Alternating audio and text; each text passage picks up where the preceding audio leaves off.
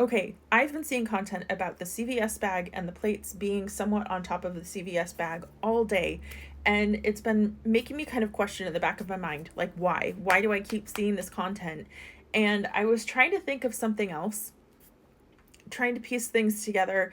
And for some reason, all of a sudden, I had the realization, is that the missing piece? Is that the way that this makes sense?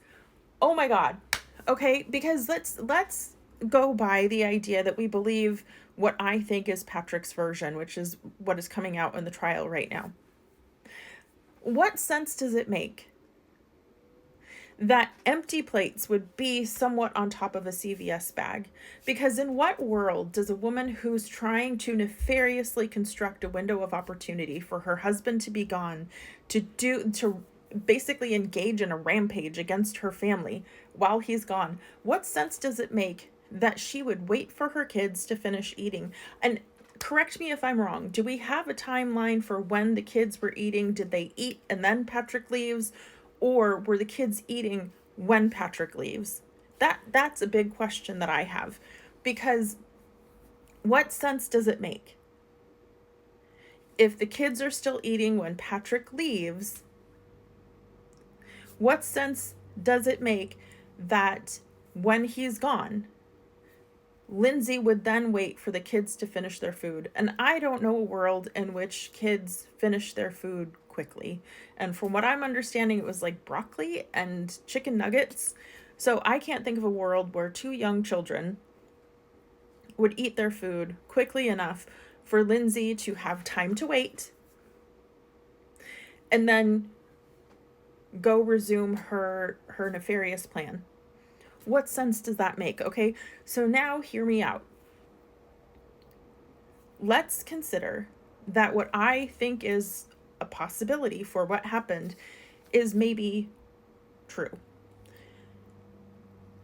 Imagine a situation where the mother is incapacitated.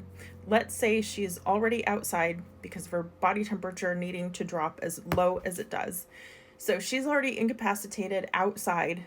The children are inside. If you are the only other adult in the home, there's no one else to supervise there, and you're about to leave your 3 young children home alone, no one watching, no one to care for them. What are you going to do to make sure that they don't go looking for mom?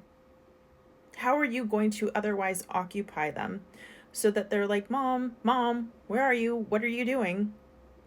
Because we all know that especially stay-at-home moms, those kids do not let you breathe without them knowing where you are or what you're doing. You're in the bathroom. Their fingers are coming under the door. They're knocking. They have every question in the world the moment that they can't see you.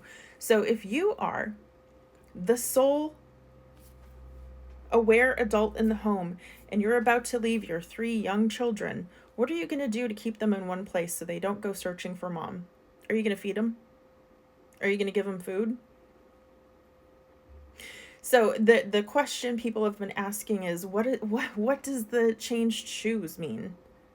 So my theory now is Lindsay's already incapacitated. He starts the first leg, goes to CVS for whatever reason, somewhere in that window, whether it is he runs or he takes the car to CVS, gets out, runs back to the house, uses that weird 15-minute window to instigate whatever happened. And if the kids have been given food to occupy them and keep them in the kitchen or at the table while he's first leaving so they don't go find mom, but that gives him enough time to get his car at least to CVS. He runs back, does whatever to the kids, then he comes back and he pretends to make the call.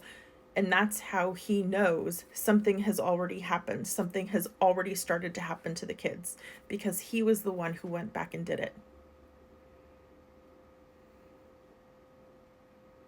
Just a question, and let's say that's the reason why something happened to his clothing, his shoes, and that's why he changed. Something happened with the kids, with his shirt, with his jacket, with his shoes. So now he's changed also at the house, run back to his car or run back to CVS, walks in, fakes the phone call, then goes on to 3V.